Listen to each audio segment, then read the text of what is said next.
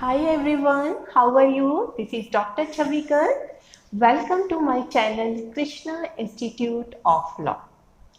आज मैं जो आपके पास लेक्चर सीरीज लेकर आई हूँ वो है आपकी इंटरप्रिटेशन ऑफ इंस्टीट्यूट पे। ये बहुत ही इंटरेस्टिंग सब्जेक्ट है, लेकिन कभी कभी बच्चों को ये सब्जेक्ट जो है बहुत डिफ़िकल्ट भी लगता है, जबकि वास्तव में ये डिफ़िकल्ट नहीं है, इट इज़ वेरी इंटरेस्टिंग। तो मैंने इसकी सीरीज़ जो शुरू करी है इंटरप्रिटेशन ऑफ इंस्टीट्यूट की, उसमें मैंने ट्राई किया है कि जितने भी इससे रिलेटेड कंटेंट हैं उन पे मैं आपको जो है अपनी वीडियो लेक्चर दे सकूं। तो आज हम इसको शुरू करेंगे सबसे पहले मीनिंग एंड ऑब्जेक्ट से। तो सबसे पहले मैं आपको बताऊंगी मीनिंग क्या है और इसका जो है ऑब्जेक्ट क्या है। तो let's start with the meaning. देखिए, जब इंटरप्रिटेशन जो वर्ड है इसका लिटरल जो मीनिंग होता है वो होता है to give meaning to a particular thing. इसका मतलब जब हम लिटरली इसका मीनिंग देखते हैं तो वो कहता है कि किसी पर्टिकुलर थिंग को कोई मीनिंग देना ही इंटरप्रिटेशन कहलाता है। इन अदर वर्ड्स हम कह सकते हैं कि ये एक प्रोसेस होता है इंटरप्रिटेशन में, जिसमें हम वर्ड्स के मीनिंग को एसरटेन करते हैं या फिर जो है डिटरमाइन करते हैं। तो वर्ड्स को एसरटेन और डिटरमाइन करने की आपको कब जरूरत पड़ेगी? देखिए, आपके पास दो केस हो सकते हैं। या तो जो वर्ड आप इंटरप्रेट करने जा रहे हो उसका बिल्कुल प्लेन मीनिंग है, एक ही मीनिंग है, तो फिर आपको उसमें इंटरप्रिटेशन करने की जरूरत नहीं है। जो उस वर्ड का प्लेन और लिटरल मीनिंग है वही मीनिंग आपको उस वर्ड को देना है। लेकिन प्रॉब्लम कब आती है? जब एक ही वर्ड के बहुत सारे मीनिंग हो जाते हैं, तो उस वक्त फिर हमें देखना पड़ता है कि जिस कॉन्टेक्स्ट में हमारे पास सिचुएशन है, जिस कॉन्टेक्स्ट में हमें इंस्टीट्यूट की लैंग्वेज को इंटरप्रेट करना है, तो उस कॉन्टेक्स्ट में कि इतने सारे मीनिंग में से कौन सा मीनिंग जो है हमारा बिल्कुल सुटेबल रहेगा। तो ये चीज़ कहलाती है इंटरप्रिटेशन। देखिए, आप सबको पता है कि जो है गवर्नमेंट जो है 3 टायर में वर्क करती है। एक है आपकी लेजिस्लेचर, दूसरी है आपकी एग्जीक्यूटिव और तीसरी है आपकी जुडिशरी। तो जो लॉ बनाने का काम है वो लेजिस्लेचर करती है, और जुडिशरी की प्राइम ड्यूटी क्या होती है कि अगर कभी भी डिस्प्यूट अराइज होता है लॉ से रिलेटेड, तो जुडिशरी जो है उसका जो है करेक्ट इंटरप्रिटेशन करती है। तो लेजिस्लेचर कानून बनाती है और जुडिशरी उसका जो है अच्छी तरीके से इंटरप्रेट करती है। क्रॉस ने भी अपनी डेफिनेशन में बोला था कि इंटरप्रिटेशन वो प्रोसेस है जिसके द्वारा कोर्ट जो है जो भी स्टैट्यूटरी प्रोविज़न होते हैं उनके मीनिंग को डिटरमाइन करती है, ताकि जो सिचुएशन उसके पास आई है कोर्ट के पास उसमें वो उस मीनिंग को जो है अप्लाई कर सके। तो ये क्रॉस ने जो है डेफिनेशन दी थी। तो इट मीन्स कि अगर किसी भी चीज़ के 2 मीनिंग आ रहे हैं या 2 से ज़्यादा मीनिंग आ रहे हैं, तो जनरली कोर्ट जो है उसी मीनिंग को प्रेफर करता है जो कि इंस्टीट्यूट को जो है वैलिडेट करती है, ना कि उसको जो है फ्यूटाइल कर देती है। इस तरीके से इंटरव्यू एक आर्ट कह सकते हैं। इट इज़ एन आर्ट जिसमें जो है कोर्ट रिटिन डॉक्यूमेंट के जो इंटेंडेड मीनिंग है उसको डिटरमाइन करता है। अब हमने क्या बोला? रिटिन डॉक्यूमेंट्स के इंटेंडेड मीनिंग को। तो यहाँ पे रिटिन डॉक्यूमेंट कौन कौन से हो सकती हैं? बहुत सारे हो सकते हैं, लेकिन मेन एग्जाम्पल्स कैसे हुए? जैसे कॉन्स्टिट्यूशन, आपका कोई भी इंस्टीट्यूट, आप किसी के साथ कोई भी कॉन्ट्रैक्ट करते हो, या आप कोई डीड लिखते हो, या फिर आपने अपनी कोई विल लिखी है। तो इन रिटन डॉक्यूमेंट में आपको अगर कोई कंफ्यूजन अराइज होता है तो फिर आपको जो है इंटरप्रिटेशन की जरूरत पड़ती है। और जैसे कि मैंने पहले बताया कि डिस्प्यूट के केस में ये कोर्ट की प्राइम ड्यूटी होती है कि वो उनका इंटरप्रिटेशन कर सके। देखिए, अब मैं आपको इसका एग्जाम्पल दूंगी इस वाले केस से, Motipur Zamindari company versus state of Bihar. कि देखिए, जब कोई वर्ड आया अब आपने ये तो सुन लिया कि इंटरप्रिटेशन किसे कहते हैं, लेकिन कैसे हम रियल लाइफ में हमें पता चलता है कि यहाँ पे डिस्प्यूट हुआ और अब हमें इस वर्ड को इंटरप्रेट करना है। तो ये बहुत ही अच्छा केस है, बड़ा फेमस केस है, Motipur Zamindari company versus state of Bihar. देखिए उस वक्त जो होता है स्टेट ऑफ बिहार में सेल टैक्स लगता था, तो वेजिटेबल जो थी वो सेल टैक्स से एग्जम्प्टेड थी। अब जो एपिलेंट कंपनी थी मोतीपुर कंपनी, उसने शुगर केन को भी कहा कि ये भी वेजिटेबल में ही आता है, तो इसीलिए इस पे भी सेल टैक्स नहीं लगना चाहिए। अब कोर्ट ने कहा कि ठीक है। अब देखिए कंफ्यूजन आ गया ना कि एपिलेंट कंपनी तो कह रही है कि शुगर केन भी जो है खेतों में ही उगता है सब्जियों की तरह, इसलिए ये भी एग्जेम्प्ट होना चाहिए क्योंकि शुगर केन भी एक तरीके की वेजिटेबल भी है। अब जो सेल टैक्स अथॉरिटी थी वो कह रही थी नहीं भाई, ये तो हम शुगर केन को वेजिटेबल नहीं मानेंगे क्योंकि वेजिटेबल तो एग्जेम्प्ट है और हम तो इस पे टैक्स लगाएंगे। अब ये कोर्ट के पास गया इसकी इंटरप्रिटेशन के लिए, तो कोर्ट ने कहा कि हम इसका जो है डिक्शनरी मीनिंग देखते हैं। तो ऑक्सफोर्ड डिक्शनरी ने कहा कि जो शुगर केन है उसकी डेफिनेशन क्या कहती है कि ये एक टॉल ग्रास है। क्या है ये? एक टॉल ग्रास है जो कि ट्रॉपिकल एरिया और वार्म एरिया में उगाई जाती है ताकि हम इससे जो है शुगर ऑब्टेन कर सकें। फिर उन्होंने कहा वेजिटेबल का क्या मीनिंग है, तो वेजिटेबल का मीनिंग एज सच कहीं कोई डिफाइन नहीं है। तो जो जुडिशियल डिसीजन थे उसके बेसिस पे ही उन्होंने बताया कि भाई जो आप किचन गार्डन में उगाते हैं या अपने खेतों में उगाते हैं और जिन्हें हाउस वाइफ डेली अपनी जो है जिनकी हेल्प से सब्जी बनाती है, तो वो जो है आपकी जो है वेजिटेबल की डेफिनेशन में आती है। तो फिर कोर्ट ने डिसाइड किया कि शुगर केन की डेफिनेशन और वेजिटेबल की डेफिनेशन तो बिल्कुल अलग है, तो इट मीन्स शुगर केन जो है वेजिटेबल की डेफिनेशन में नहीं आएगा और आप इस पे आराम से सेल टैक्स लगा सकते हैं। तो क्लियर हो गया कि कैसे दो वर्ड में कंफ्यूजन हो जाता है और आपको डिस्प्यूट अराइज होता है और आपको कैसे जो है ये क्लियर करना होता है। इसी तरह का सेम केस था आपका state of West Bengal versus Wasi Ahmed. इस केस में क्या हुआ था कि जो आपकी ग्रीन जिंजर होती है, अदरक होती है, तो उन्होंने उस पर भी सेल टैक्स लगा दिया। जो वेस्ट बंगाल की गवर्नमेंट थी उन्होंने कहा जो जिंजर है वो जो है वेजिटेबल में नहीं आती है, इसलिए इस पे सेल टैक्स लगेगा। अब उन्होंने कहा एपिलेंट ने नहीं भाई ये तो वेजिटेबल में आती है, तो अब ये लोग कोर्ट पे गए, डिस्प्यूट अराइज हो गया इंटरप्रिटेशन पे कि ये जिंजर जो है वेजिटेबल में आएगी या नहीं आएगी। जैसे पहले केस में क्या था, शुगर केन और वेजिटेबल सेम है, अब इस केस में हुआ जिंजर और वेजिटेबल सेम है या नहीं। अब कोर्ट ने कहा कि जो वेजिटेबल है उसकी डेफिनेशन वैसे तो कुछ नहीं है, लेकिन हम कॉमन मैन जो यूज करता है वो यही होती है जो खेतों में उगती है, जिसे आप किचन गार्डन में भी उगा सकते हैं और जिसे नॉर्मली हम जो है साग बोलते हैं, सब्जी बोलते हैं, तरकारी बोलते हैं, जो डेली हमारी किचन में जो है यूज होती है। तो उन्होंने कहा जो ग्रीन जिंजर है उसे जो वेजिटेबल वेंडर होते हैं वो नॉर्मल सब्जियों के साथ ही रखते हैं और हाउस वाइफ जब मार्केट में सब्जियां खरीदने जाती है तो जैसे वो वेजिटेबल खरीदती है उसी तरह से जिंजर खरीदती है और अपनी किचन में उसे यूज करती है। तो इट मीन जो ग्रीन जिंजर है वो भी जो है आपकी वेजिटेबल में ही आएगा और आप इस पे सेल टैक्स नहीं लगा सकते। तो क्लियर हो गया ना कि इंटरप्रिटेशन में देखिए आपको कैसे डिस्प्यूट रहा जाता है मीनिंग से रिलेटेड। आपको मीनिंग वैसे क्लियर है कि भाई शुगर केन किसे कहते हैं, ग्रीन जिंजर कहते हैं, लेकिन एक कोर्ट के हिसाब से जो है उसको इंटरप्रिटेशन अच्छे से करना पड़ता है। सेम वे RS नायक वर्सेस AR अतुल्या के केस में भी कोर्ट ने डिसाइड किया था कि अगर इंस्टीट्यूट का कोई वर्ड बिल्कुल क्लियर मीनिंग देता है तो हमें जो है फिर उसको वही मीनिंग देना चाहिए। इंटरप्रिटेशन की हमें जरूरत तब पड़ती है जबकि जो है जो वर्ड यूज किया जा रहा है इंस्टीट्यूट में वो क्लियर नहीं है या वो जो है एम्बिग्युइटी से जो है सफर करता है। अब मैं इसका एक और एग्जांपल देती हूँ। जैसे दो वर्ड देखिए आपके आर और एक एंड, ये दो वर्ड है, आर्म भी एक अलग से वर्ड है और एंड भी एक अलग से वर्ड है। अब आर्म के भी दो मीनिंग हो सकते हैं आपके। एक तो आर्म माने क्या होता है हाथ आपके, दूसरा क्या हो सकता है कि वेपन, हथियार। अब आपने एक सेंटेंस बोला the lady is carrying her baby in her arms, ठीक है। अगर आप यहाँ पे आर्म्स का मीनिंग जो है हैंड यूज करके वेपन यूज कर लेते हैं तो इसका मतलब सेंटेंस का मीनिंग ही बिल्कुल एब्सर्ड बैठेगा।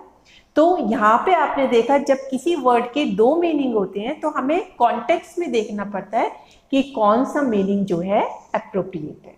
सेम वे आप एंड का ले सकते हैं। एंड का मीनिंग हो सकता है फिनिश करना, एंड का मीनिंग हो सकता है डेथ, एंड का एक मीनिंग होता है पर्पस या एम। अगर हमने एक सेंटेंस बोला morals are ends of law, अगर हम जो है इसका एंड का मीनिंग फिनिश या डेथ लेते हैं तो आपने देखा जो सेंटेंस का मीनिंग है बिल्कुल ही एब्सर्ड हो जाएगा और ये बल्कि इसको ये बताएगा कि वो लॉ को खत्म करते हैं। लेकिन अगर हम इसका थर्ड मीनिंग लेते हैं पर्पस, तो यहाँ पे फिर जो है हमारा मीनिंग बिल्कुल क्लियर आता है कि जो मॉरल्स हैं वो लॉ का एक पर्पस है। तो इस तरह से आपने समझा कि अगर किसी वर्ड के एक से ज़्यादा मीनिंग होता है तो फिर आपको देखना पड़ता है कि कौन सा मीनिंग हमें जो है लगाना है। तो मीनिंग ऑफ इंटरप्रिटेशन को जब हम समझते हैं तो आपको दो एरिया की समझने की जरूरत पड़ती है, एक कोर एरिया और एक आपका फ्रिंज एरिया। देखिए मैं इसे एग्जाम्पल से समझाती हूँ तो आपको कोर एरिया और फ्रिंज एरिया बिल्कुल क्लियर हो जाएगा। अब मैंने एक सेंटेंस बोला आई एम हेयर, तो इसका मीनिंग बिल्कुल क्लियर है। तो जिसका मीनिंग सेटल्ड होता है तो उसको तो आप बोलते हैं कोर एरिया। अब ये मीनिंग से अलग अलग डिफरेंट लोग अलग अलग जो है सेंस डिराइव कर सकते हैं। तो जो अलग अलग सेंस डिराइव कर रहे हैं हम उस लोकेशन को, उस एरिया को बोलते हैं फ्रिंज एरिया। देखिए आई एम हियर वैसे सिंपल मीनिंग है कि मैं यहाँ पर हूँ, तो ये तो कोर एरिया हो गया। कंफ्यूजन क्या होता है आपका फ्रिंज एरिया में। देखिए अगर आपके दादाजी के साथ आप अपने कोई दुकान से चीज खरीदने जा रहे हो, ठीक है, अगर जो है दुकानदार बच्चे को चीटिंग करके उससे ज्यादा पैसे लेते हैं और दादाजी बोलते हैं आई एम हियर, तो इसका मतलब दुकानदार को क्या वो बताना चाह रहे हैं कि भाई डोंट चीट, इसके साथ चीटिंग मत करो, मैं इसके साथ हूँ। क्लियर हो गया। अब दूसरा क्या होता है, अगर टीचर क्लास में लेक्चर दे रही है और बच्चे शोर बचा रहे हैं तो टीचर कहेगी आई एम हियर, तो वो क्या सेंस कन्वे करना चाह रही है, बच्चों आई एम हियर इसलिए अटेंशन पे करो नहीं तो आपको डांट पड़ेगी। और थर्ड इसका सेंस क्या हो सकता है, अगर आपका बड़ा ब्रदर आपके साथ कहीं मार्केट में जा रहा है और आपको कहीं कोई प्रॉब्लम होती है तो वो कहता है घबराओ मत आई एम हियर, तो इट मीन्स कि अगर आपको मेरी हेल्प चाहिए, यू नीड माई हेल्प, तो आई एम हियर। तो आपने देखा कि आई एम हियर पे अलग अलग सिचुएशन में अलग अलग सेंस कन्वे हो रहे हैं, तो इसी को हम बोलते हैं फ्रिंज एरिया। तो हमें ये देखना होता है कि आई एम हियर हमारा कौन से कॉन्टेक्स्ट में यूज किया गया है जिससे कि हम करेक्ट मीनिंग जो है उस वर्ड को दे सकें। तो क्लियर हो गया आपको इंटरप्रिटेशन का मीनिंग। मैंने मीनिंग भी बताया और कैसे कोर्ट इसे डिसाइड करते हैं और डिफरेंट केसेस भी इससे रिलेटेड बताए। अब मैं बताऊंगी आपको कि कॉमन ऑब्जेक्ट क्या होते हैं इंटरप्रिटेशन के। देखिए इसके जो मेन, जब हम इसको इंटरप्रेट करते हैं किसी भी स्टेट्यूट के, तो उसके तीन ऑब्जेक्ट होते हैं। सबसे पहला है to know the intention of legislature. देखिए लेजिस्लेचर जब भी कोई कानून बनाएगी तो वो पर्पसलेसली तो बनाती नहीं है, उसके माइंड में कोई ऑब्जेक्ट होता है, कोई पर्पस होता है, उसी हिसाब से जो है वो कोई ना कोई जो है कानून बनाती है। तो इसीलिए जब भी हम इंटरप्रिटेशन कर रहे हैं तो हमें ये देखना चाहिए कि लेजिस्लेचर ने जब इंस्टीट्यूट बनाया था तो उस वक्त उसकी जो है क्या इंटेंशन रही थी, तो उसके हिसाब से जो है हम इसको जो है बनाते हैं। तो फिर ये क्या आपका कहलाता है कि हम जो है इसमें इंटेंशन जो है देखते हैं। इसमें एक बड़ा फेमस केस हुआ था संजीव वर्सेस शंकरप्पा। इस केस को मैं बताऊंगी तो आपको पता चल जाएगा कि हम इंटरप्रिटेशन के थ्रू कैसे लेजिस्लेचर की इंटेंशन को जो है पता करते हैं। इस केस में क्या था कि जो आपका एक केस, मतलब वहाँ पे एक एक्ट था 1906 का मामलादार कोर्ट एक्ट। ठीक है, कौन सा केस था ये, मामलादार कोर्ट एक्ट 1906 का एक एक्ट था।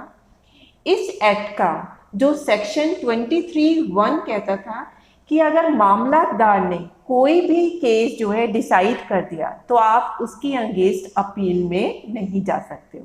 इट मीन्स उसका ऑर्डर जो है बाइंड हो गया। अब इसी एक्ट का सेक्शन 23(2) कहता था जो कलेक्टर है वो किसी भी टाइम सूट से रिलेटेड कोई भी फाइल मंगा सकता है और उसको जो है एग्जामाइन कर सकता है। तो फिर कोर्ट ने क्या डिसाइड किया कि देखिए यहाँ पे मामलादार के अंगेंस्ट जो भी केस उसने डिसाइड किया उसके अंगेंस्ट कोई अपील तो नहीं हो सकती है, लेकिन जो कोर्ट जो लेजिस्लेचर है उसकी इंटेंशन कह रही है कि उसने रिवीजन पावर जो है कलेक्टर को दे रखी है कि हम अपील में नहीं जा सकते, लेकिन कलेक्टर जो है खुद ही मंगा के जो है किसी भी केस को दे सकता है, किसी भी केस की देख सकता है कि क्या इसमें इंक्वायरी हुई है और किसी भी पार्टी को बुला सकता है। तो इससे ये पता चलता है कि कलेक्टर जो है उसकी रिव्यू कर सकता है। तो इस तरीके से उन्होंने इंटरप्रेट करते हुए लेजिस्लेचर की इंटेंशन को बताया। नेक्स्ट है आपका to advance the interest of public. देखिए जो भी लॉ बनता है, जो भी कानून बनता है, उसका मेन पर्पस होता है कि अगर कोई गलती हो रही है, कोई मिसचीफ हो रही है, तो कानून के द्वारा हम उस मिसचीफ को सप्रेस करेंगे और जो पब्लिक का इंटरेस्ट है उसे हम एडवांस करेंगे। तो ये पब्लिक के इंटरेस्ट को बढ़ाने का काम करता है और पब्लिक की अगेंस्ट अगर कोई मिसचीफ हो रही है तो उसको सप्रेस करने का वर्क करता है। तो इसमें बहुत अच्छा फेमस केस हुआ था यूपी भूदान योजना समिति वर्सेस ब्रज किशोर का। देखिए उस वक्त विनोबा भावे ने, आपको पता था, भूदान आंदोलन चलाया था। तो उस वक्त जो था एक भूदान यूपी में जो है भूदान योजना एक्ट चला था। उसमें ये था कि जो भी लैंडलेस लोग हैं उन्हें जमीन बांटी जाएंगी, और ये लैंडलेस कौन है, जो एग्रीकल्चर का काम तो कर सकते हैं लेकिन इन पर लैंड नहीं थी, जिसकी वजह से ये काम नहीं कर पा रहे थे कि ऐसे लोगों को हम जो है लैंड को डिस्ट्रीब्यूट करेंगे। अब इंटरप्रिटेशन में ये डिस्प्यूट आया कि लैंडलेस की डेफिनेशन क्या है, हम लैंडलेस लोगों में किन लोगों को जो है करेंगे।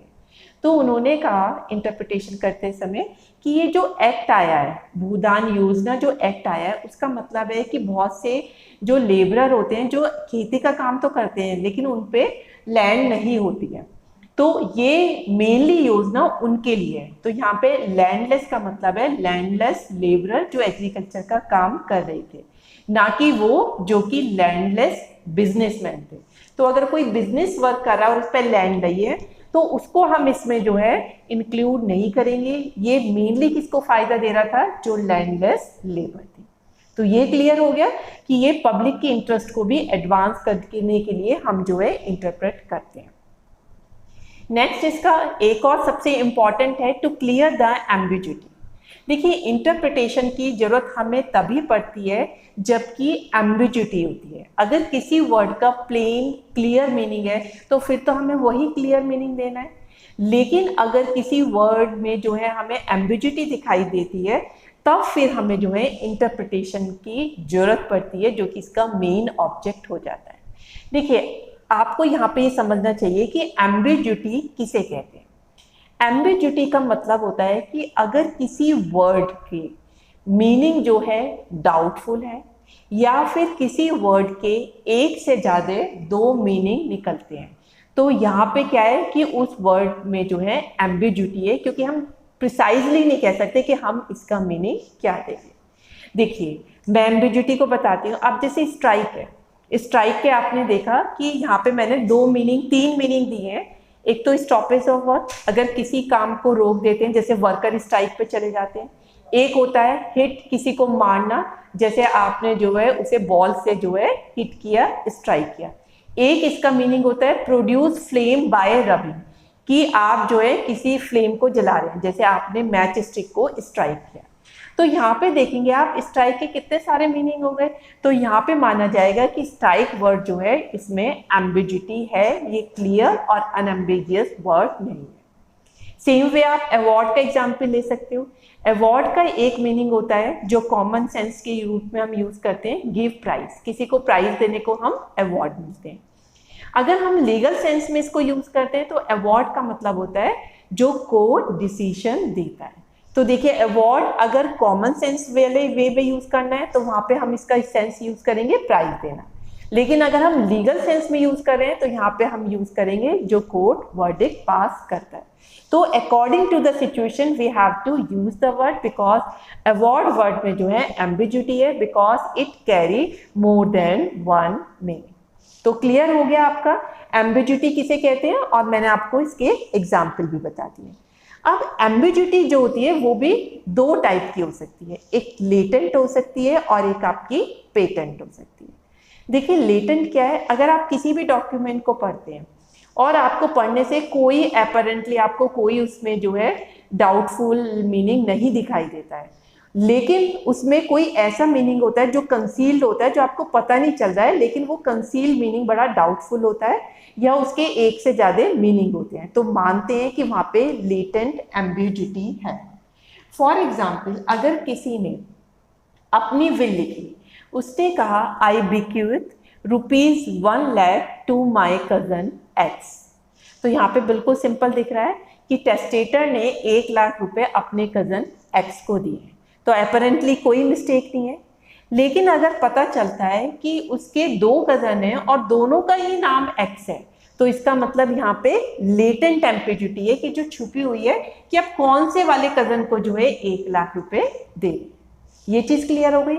अब नेक्स्ट टाइप आता है एम्बिग्यूटी का पेटेंट।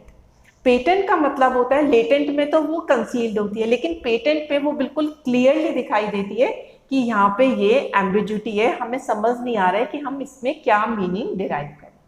फॉर एग्जाम्पल विल लिखते हुए टेस्टेटर ने कहा कि मैं 2 लाख रुपए जो है अपनी आंटी जेड को देता हूँ।